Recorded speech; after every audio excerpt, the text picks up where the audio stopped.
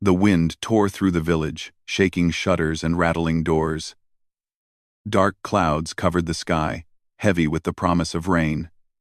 And the first drops fell like cold needles on the cobblestone streets. In the small village at the edge of the forest, people hurried to their homes, carrying lanterns and blankets, whispering prayers to keep the storm at bay. Elias, a young man of 23, stayed behind the counter of the small village shop where he worked. The shop smelled faintly of bread and dust, and the wooden floorboards creaked with every step. He had just finished restocking the shelves when the rain began to pour harder, drumming against the roof. His coat hung on a peg by the door, damp from earlier errands. Life had never been kind to Elias. Orphaned of his mother only months ago, he struggled to keep his small life together. His days passed in routine and quiet enough food for himself, a roof over his head, and the warmth of his modest home. He rarely thought about the future. The world had always felt too large, too harsh, for someone like him. Yet, tonight, the storm seemed almost personal, as if it were pressing down on him, reminding him of how small he truly was. A sudden cry cut through the storm, sharp and frantic. Elias froze, the sound echoing against the walls of the shop. It was not the wind. It was the unmistakable cry of a child. His heart thumped. He grabbed his lantern and ran outside, slipping on the wet stones. There, huddled under a small awning, was a little girl. She was no older than 7, with dark hair plastered to her face by the rain, and eyes wide with fear. Her small hands trembled as she clutched a tattered doll to her chest. Her tears were mixed with the rain, streaking her dirt-smudged cheeks. "Hey," Elias called softly, trying not to frighten her further. "It's okay. It's okay. Come here. Come inside." The child's cry did not stop immediately. She shivered violently, stepping back as if the rain itself were a predator. Elias approached slowly, holding out a dry coat he had grabbed on his way out. "You'll be warm soon," he said, his voice calm and steady, though his own heart raced. After a moment, the girl ran toward him and he wrapped her in the coat. She leaned against him, small and fragile, and for a moment, the storm outside felt distant. Elias could feel the weight of her fear pressing on him, and a strange, protective warmth stirred in his chest. "What's your name?" he asked gently. "Lyra," she whispered, her voice trembling. "Lyra, it's a beautiful name. Don't worry, you're safe now." She shivered again. But this time her tears were less frantic. Elias picked her up, carrying her inside the shop. The warm air was a relief, filled with the smell of bread and wood smoke. He wrapped her in a blanket and handed her a cup of warm tea, which she held with both hands, sucking at it silently. As she drank, Elias noticed something strange. Lyra's eyes kept darting to the shadows in the corners of the shop. She flinched, as if expecting someone or something to emerge from the darkness. "Is something wrong?" Elias asked, concerned. Lyra shook her head but whispered, "The night. It watches." Elias frowned. He didn't understand her words, but there was an intensity in her gaze that made his stomach tighten. He didn't know what she had seen, what fears she carried, and yet, he felt a strong need to protect her, to keep her safe from the world outside, or perhaps even the darkness that lingered nearby. For the next hour, Elias tried to comfort Lyra. He wrapped her in blankets, gave her bread, and told gentle stories of traveling far lands and brave heroes. Her small fingers clutched his coat, and gradually her shivering eased. But outside, the storm raged on. The wind moaned through the village like a restless spirit, and the rain hammered against the windows. Every so often, the shop door rattled as if some unseen force were testing its strength. Elias felt uneasy. He had lived in this village all his life, and storms were never this frightening. There was something unnatural about tonight, something that made the hairs on his arms stand on end. He rose and peered through the window, looking into the darkness beyond the lantern-lit streets. For a brief moment, he thought he saw a figure standing under the edge of the forest, tall and still, glowing eyes reflecting the lightning, but when he blinked, it was gone. Shaking his head, Elias returned to Lyra. "Don't worry," he said softly. "Whatever's out there, you won't face it alone. I'll stay with you until it's over." Lyra leaned her head on his shoulder, her small hand gripping his tightly. For a moment, they sat in silence, listening to the storm's fury. Then, with a sudden pang, she asked, Will they find me?" Elias's heart clenched. "I don't know," he admitted honestly. "But I promise, I'll do everything I can to keep you safe until they do. You're not alone, Lyra. Not tonight." The wind howled louder, and the door rattled violently. Elias turned toward it, expecting some branch or debris, but saw nothing. Then came a soft, almost musical whisper through the cracks of the door, barely audible above the storm. It sounded like a voice, ancient and distant, yet familiar. Lyra stiffened, her eyes wide with recognition. That's him," she whispered. Elias's stomach sank. "Who?" She didn't answer, only clutched his arm tighter. A sense of dread filled the room, pressing against him like the weight of the storm itself. Something had come out of the darkness, and it was waiting. Elias's protective instincts flared. He positioned himself in front of Lyra, as if his presence could shield her from whatever was out there. The fire in the hearth flickered violently, shadows dancing across the walls like living creatures. Every instinct in his body screamed that the night beyond the walls was not ordinary, that the storm had brought more than rain and wind. And then, with a sudden crash, lightning illuminated the figure outside. Tall, black as night, eyes glowing red like coals. Silent. Watching, Elias felt a chill run down his spine. His mind screamed that this was impossible, that such creatures only existed in old stories, told by frightened villagers to children. And yet, there it was, watching, waiting. He moved in front of Lyra, heart pounding, trying to block the fear rising in his chest. She looked at him, eyes wide with terror, but also trust. Somehow, that trust gave him courage, enough to face the unknown. The figure stepped back into the shadows, disappearing as suddenly as it had appeared. Yet the unease remained, crawling along the walls, sinking into the floorboards, wrapping around Elias like a living thing. Lyra whispered again. "He's coming for me." Elias's hands tightened around hers. "No," he said firmly. "I won't let anyone take you. Not while I'm here." The storm outside began to subside, but the tension inside the shop did not. The air seemed heavier, filled with secrets and power Elias could not understand. His quiet life, once so predictable, had shifted. The world he thought he knew had changed in a single, storm-soaked night. As he held Lyra close, listening to the distant roll of thunder, Elias realized that this child, lost and frightened, had drawn him into something far larger than himself. Something ancient, something dangerous, something that tied the night, the storm, and the shadows to a fate he had never imagined. And somewhere in the distance, deep in the forest beyond the village, the figure lingered, watching, waiting. Elias did not yet know it. But the night had begun to whisper his name, and the storm had brought him face to face with a destiny far beyond a poor cashier's life. The door rattled again, faintly, almost like a warning. Elias held his breath, gripping Lyra's hand tightly. He would not let her face the darkness alone. But as the storm raged outside, and the shadows seemed to gather closer, one terrible truth pressed against his mind. The child in his arms was not just lost, she was hunted, and the hunter was closer than he dared to imagine. The storm had passed, leaving the village drenched and quiet. The streets glistened under the pale morning light, puddles reflecting twisted images of rooftops and trees. Yet, despite the calm, the tension in Elias's small home refused to fade.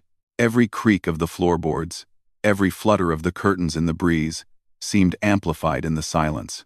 Lyra sat huddled under a blanket on the wooden floor, her dark eyes wide and restless. She had slept fitfully, haunted by dreams Elias could not understand. Every so often, she would whisper in her sleep, words that sounded like fragments of old songs or warnings he could not interpret. Elias moved quietly, boiling water for tea. He had not expected that taking the child home would bring so many questions, or so much unease. The night had shown him glimpses of something impossible, something ancient, lurking beyond the forest. And now, the quiet of the morning seemed to hum with hidden life. As if the shadows themselves waited. "Lyra," Elias said gently, carrying the tea to her. "Do you want some warm tea?" She nodded slowly, her fingers trembling as they reached for the cup. Her small hands were still damp from the rain, and Elias wrapped them in his own to warm them. "You slept well?" he asked, though he already knew the answer. Lyra shook her head, looking away. "The shadows. They spoke," she whispered. "They said, 'He is near.'" Elias's stomach tightened. "Who?" Lyra did not answer. She only shivered, drawing the blanket closer. There was a strange intensity in her gaze, one that seemed far beyond her years. It unsettled him, yet he could not look away. There was something almost commanding about the way she watched, as if she could see the truths that hid in the corners of the room. For the rest of the morning, Elias kept her close, telling stories and trying to distract her from her unease. But no matter how he tried, the sense of something lurking remained. The air in the small house seemed heavier, charged with anticipation. Even the sunlight coming through the window could not erase the shadows that clung to the walls. Late in the morning, a soft knock came at the door. Elias froze, glancing toward it with sudden caution. He had not expected visitors, especially not in the aftermath of the storm. Opening the door carefully, he found two figures standing in the doorway. They were tall, cloaked in dark, finely made garments, and their eyes held an intensity that made Elias take a step back. "Good morning," one of them said, her voice smooth and controlled. "We are here concerning the child." Lyra stiffened immediately, hiding behind Elias. She's mine," Elias said firmly. "I found her in the storm. I won't let anyone take her until I know she's safe." The other figure, taller and broader, inclined his head slightly. "Safety is our concern as well," he said, though the words sounded hollow. "We only wish to ensure the child's well-being." Elias felt a flicker of unease. There was something unnatural about these visitors. Their movements were too precise, their expressions too controlled, and yet they spoke with the calm authority of those used to command. As the visitors stepped closer, Lyra flinched again, her gaze darting toward the window. "The night. It watches," she whispered. Elias's heart thudded. These were no ordinary villagers concerned about a lost child.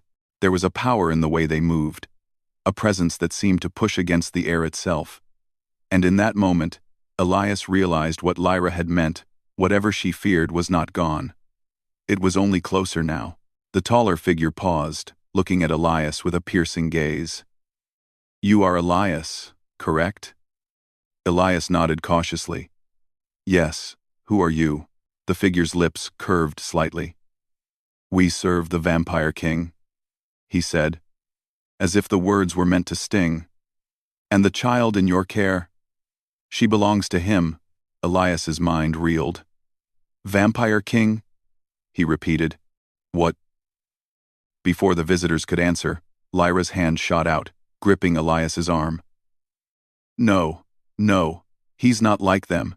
He won't hurt me." Her words were fierce, but her fear was clear. Elias could feel the weight of her trust pressing on him, stronger than any threat the visitors carried. He squared his shoulders. "She stays with me," he said firmly. "No one is taking her until I know she's safe." The two strangers exchanged a glance, subtle but filled with silent calculation. The taller one's eyes flicked to Lyra, and a shadow of recognition crossed his features. "Very well," he said finally, with a quiet authority. "But understand her safety depends on her returning to the castle soon. The night will not wait forever." With that, they turned and left, their movements smooth and unhurried.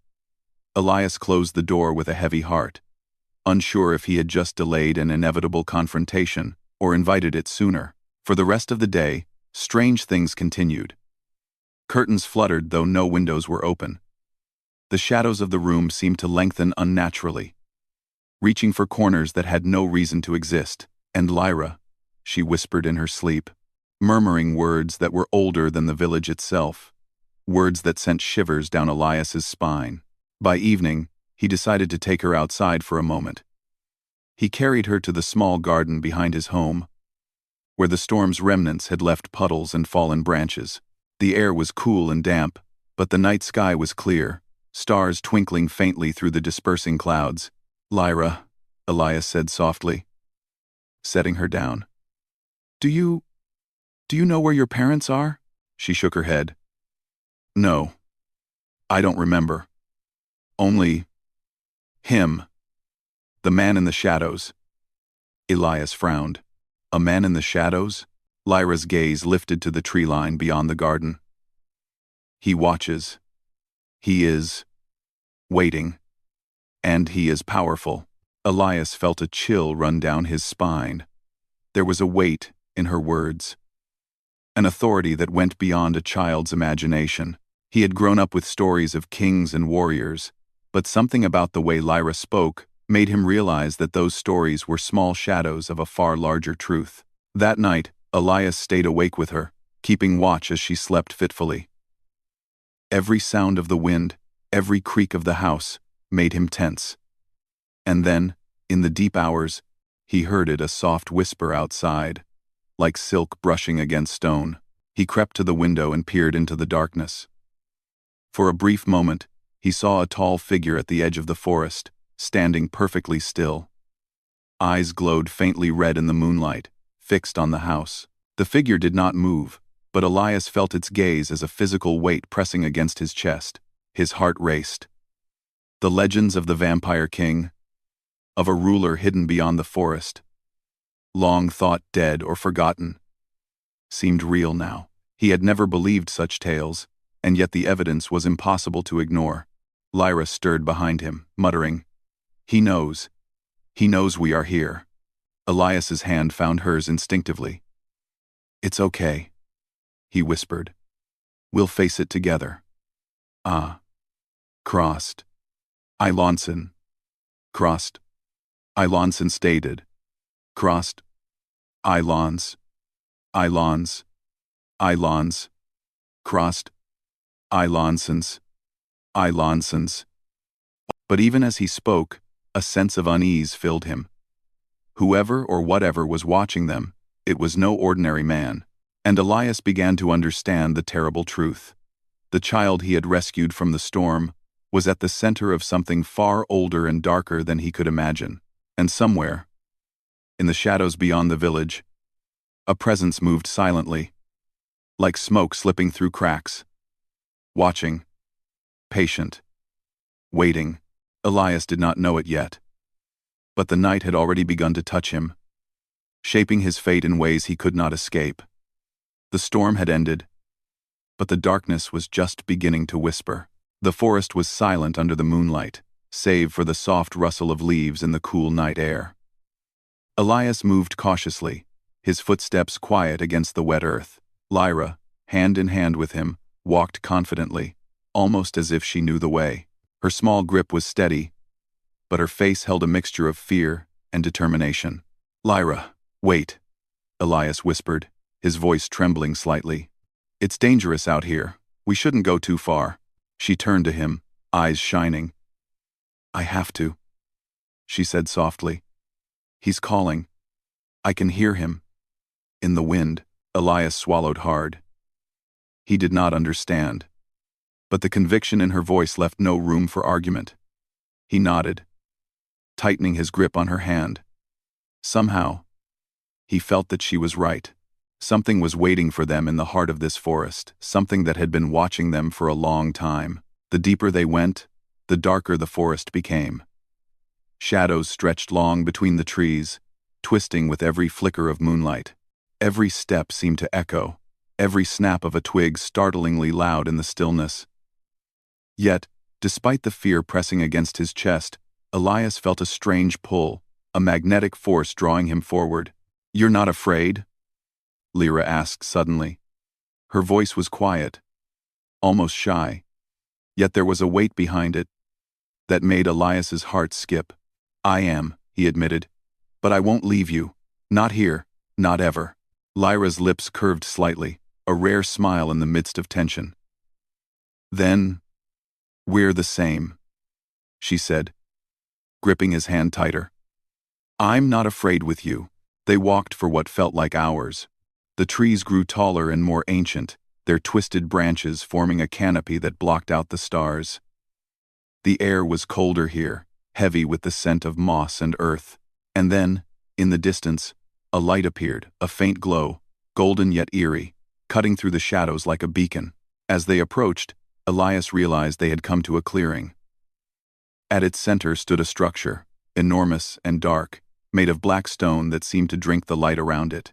The castle rose into the sky like a jagged shadow, its towers stretching toward the clouds. Windows glowed faintly, though no smoke or sign of ordinary life appeared. Lyra let go of Elias's hand and stepped forward, drawn toward the castle as if by some invisible force. Elias called after her, but she only paused and looked back, eyes urging him forward. "It's him," she whispered. "He waits for us." A chill ran through Elias. His mind raced with questions, fear clawing at his chest. Who waits?" he asked softly. Before Lyra could answer, the massive gates of the castle creaked open, revealing a hall bathed in soft crimson light. From the shadows within, a figure emerged, a man, tall and regal, with an aura of power that made Elias stumble backward. His hair was as black as the night, his eyes glowing faintly red. His movements were smooth, deliberate, and commanding. Yet there was a deep sorrow in the curve of his shoulders, a heaviness that seemed almost human. Elias's breath caught. Who are you?" The man regarded him with a steady gaze, one that seemed to pierce through his very soul. "Elias," he said finally, voice low and rich, "you should have remained in the village, but fate has brought you here." Elias's heart pounded. Something about this man felt intimately familiar, yet terrifyingly foreign. Why do you know my name?" he asked, his voice shaking. The man stepped closer, and Elias noticed a glint of recognition in his eyes. "Because I am your father," he said. Elias froze. His mind spun. "Father? No, that's impossible." The man's gaze softened, though it did not lose its intensity. "It is true. I am Varric, the Vampire King. And you are my son." Elias's knees threatened to give way. Memories he had never known, stories of a father lost before birth, rumors whispered in the village flooded his mind. "No, I thought you were gone." Varric shook his head slowly. "Gone? Yes. Hidden? Yes. I left you safe. Away from the curses, the power, the blood that follows our kind. But now, the night has called you here. And this child," he said, looking at Lyra, "she is part of what binds us, part of the destiny we cannot escape." Lyra stepped forward, looking between them. "Father?" she asked, her voice trembling. Varric's gaze softened further, a flicker of vulnerability in the depths of his glowing eyes. "No, child. I am not yours, but I am tied to you, bound by fate and blood." Elias's mind reeled. What do you mean?" Varric moved closer, and Elias could feel the power radiating from him, ancient, overwhelming, yet tinged with sadness. "She carries a curse, one tied to my kingdom. Only by understanding our bonds, by facing the shadows together, can it be broken. And you, Elias, are the key. The son of my blood. Human, yet bound to the night. You have inherited more than you know." Elias's chest tightened. He had lived a life of quiet poverty, of simple survival, and now he stood before a man who held centuries of power and darkness, calling himself his father. And Lyra, small, fragile, yet unshakably strong, was somehow at the center of it all. Fear and anger battled within him. I'm just a cashier. How could I possibly? Varric's gaze softened. It is not about what you have done. It is about what you will choose to do. The night tests all of us. Power, responsibility, love, they come together, whether we wish it or not. Elias looked at Lyra, her small hand reaching for his. He could feel the trust, the innocence, and the courage she carried, and something stirred deep within him, a protective, fierce determination he had never known he possessed. You are strong, Varric said, almost in admiration. Stronger than most mortals. But the shadows, they will test you, Elias. And they will test her. A sudden sound cut through the clearing. A whisper, soft as silk, yet sharp as a blade. Lyra froze, her gaze darting to the edges of the castle. He's here, she whispered. Elias's pulse quickened. Who? Varric's eyes narrowed, a dark shadow crossing his features. The one who hunts her. The curse she carries is dangerous, and there are those who will stop at nothing to claim it. Lyra stepped closer to Elias. I'm not afraid, she said softly, though the tremor in her voice betrayed her. You should be, Varric said quietly. But fear can be a teacher. It can sharpen the mind, steel the heart, and guide the soul. Elias looked from Varric to Lyra, the weight of the night pressing down on him. He had never believed in legends, in kings or curses, yet the evidence was here, undeniable, and for the first time, he realized that his life, his quiet, simple existence was over. I'll protect her, Elias said firmly, his voice shaking but determined. No matter what. I don't care who hunts her. I won't let her face it alone. Varric's gaze softened, and for a moment, the centuries of power and fear melted into something almost human. Pride, respect, and perhaps even hope. Then you may yet survive the night, my son. But understand, the path ahead is dangerous. Shadows will rise. Secrets will be revealed. And not all will be as they seem.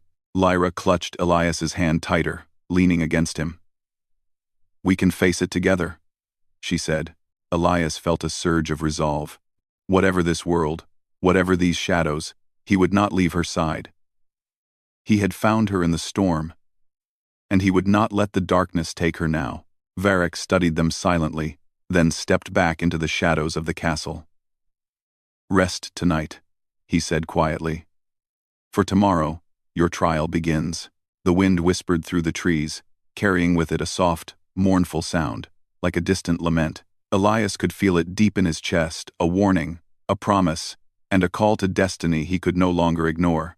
And in that moment, as the forest loomed around them, and the castle's dark silhouette stretched into the sky, Elias realized one undeniable truth.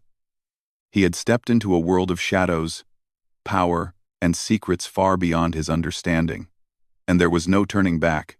The night watched, patient and eternal, as father, son, and child stood together, bound by blood, trust, and a destiny waiting to unfold. The castle loomed over the forest, black and silent under the pale moonlight. Its walls, ancient and unyielding, held centuries of secrets, power, and darkness. Elias stood at the edge of the clearing with Lyra, the wind tugging at his coat, the weight of his father's words pressing on his chest. Tonight would change everything. He could feel it deep in his bones. Are you ready? Elias whispered, glancing at Lyra. She nodded, her small hand clutching his tightly. I'm ready, she said. With you. Elias swallowed hard. He was no warrior, no king. Just a poor cashier who had stumbled into a world he barely understood. And yet, standing here, Facing the unknown, he felt a courage he had never known.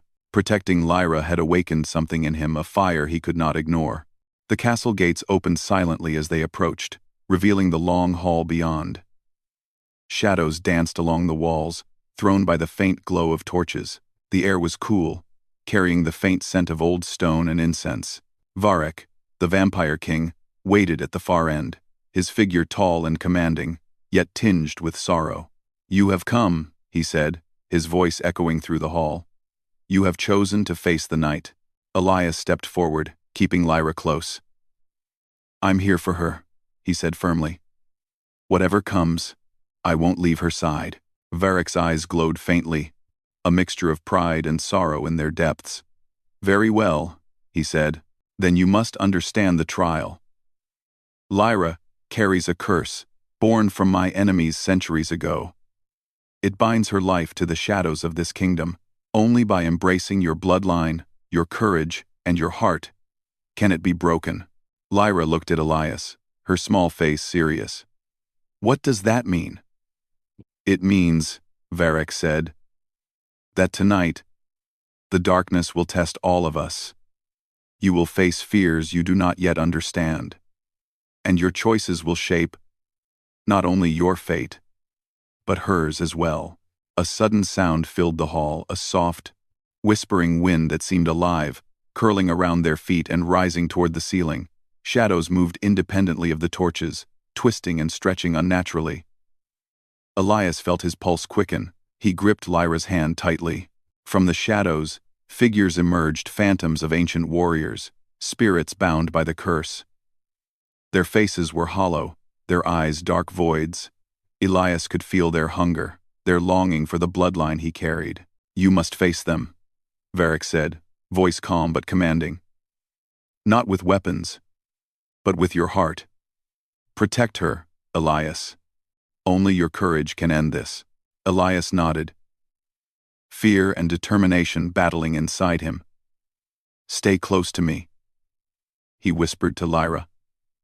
"Don't let go." The spirits circled them, whispering secrets, fears, and doubts.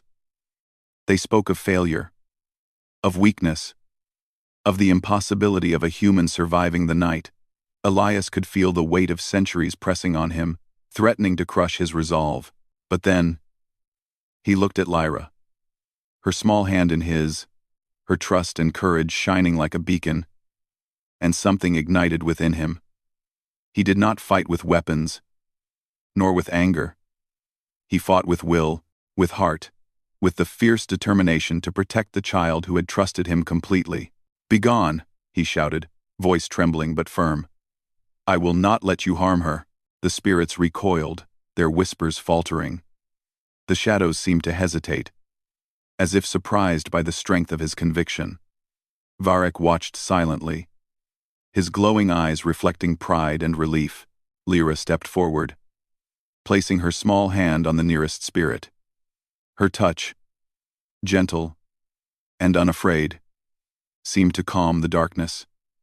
A faint glow surrounded her, illuminating the hall. Elias realized then that her courage was as powerful as his own. Together, they formed a shield of light against the shadows, unbroken and unyielding. The spirits, one by one, dissolved into mist, leaving the hall quiet once more. The oppressive weight lifted, and the shadows receded, retreating into the corners. The curse, for now, seemed weakened. Varek approached, his expression softer than Elias had ever seen. "You have done well," he said. "More than I expected. The bloodline, the heart. You have proven that humanity and courage can overcome even the darkness of centuries." Elias looked at him, breathing heavily. I don't understand. I'm just a man. A poor cashier. How could I?" Varek placed a hand on his shoulder. "It is not your station that matters, Elias. It is your heart. Your choices. You have embraced what I could not for centuries. Trust, courage, and love. You are worthy of the blood you carry." Lyra's eyes shone with gratitude. "He saved me," she whispered. He never left my side. He, he, he, he never left my side. Elias smiled faintly, feeling a warmth in his chest that went beyond relief. The darkness of the night had been fierce, but together they had faced it. Together they had survived. Varric's gaze softened further. "There is more," he said quietly. "The curse is not entirely broken. It binds her life to the shadows still. But with you, Elias, with your courage and her own strength, it may be undone. You are now part of this kingdom, whether you like it or not, and you must learn its ways to protect her fully." Elias nodded slowly, understanding the weight of what had been placed upon him. He had entered the castle a poor, ordinary man. Now he stood at the center of a legacy older than the village. A legacy bound by blood, courage, and shadow. Lyra leaned against him, small and tired, yet unafraid. "I'm glad you're here," she whispered. I knew you would protect me." Elias smiled, brushing a strand of wet hair from her face. "Always," he said softly. "I'll never leave you." Varric watched them silently, a faint smile on his lips. "Then, perhaps, there is hope yet for this kingdom. Hope that the darkness can be tempered with light, that the bonds of family can heal even centuries of pain." As the first light of dawn touched the horizon, the castle seemed less foreboding. Shadows still clung to the walls, but the air felt lighter, charged with a new possibility. Elias realized that though the night had been long and full of fear, it had also revealed truths he had never known. Courage comes from the heart. Family is more than blood alone, and even the deepest darkness can be faced with trust and love. For the first time, he felt something he had never allowed himself to feel: hope. A fragile, shining hope that together, he and Lyra could face whatever the future held. Varric stepped back into the shadows, his form blending with the castle's dark stone. "Rest now," he said softly. "Tomorrow, new challenges await. But tonight, you have earned a moment of peace." Elias held Lyra close, feeling her steady breath against his chest. The child he had rescued from the storm was now his charge, his companion, and perhaps the key to a future he had never imagined. The kingdom of shadows and light, of curses and power, had opened its doors to him. And for the first time, he felt ready to walk its halls, not as a fearful man, but as someone who could protect, love, and endure. The wind whispered through the trees outside, carrying with it the distant echoes of the night. Yet inside, in the warmth of the castle, and the bond between them, the darkness seemed less threatening. Elias had faced it and survived, and together, he and Lyra would face whatever came next, side by side. For the first time in his life, Elias understood the true meaning of courage. Not the absence of fear, but the strength to stand against it for the ones you love, for the choices you make, and for the destiny that calls you forward. And somewhere deep within the castle, hidden in the shadows yet watching, Varric allowed himself a rare moment of relief. The son he had feared he would never know had proven worthy, and the child of the curse had survived the night. The legacy of darkness was far from over. But for the first time, hope had a place in the kingdom of shadows.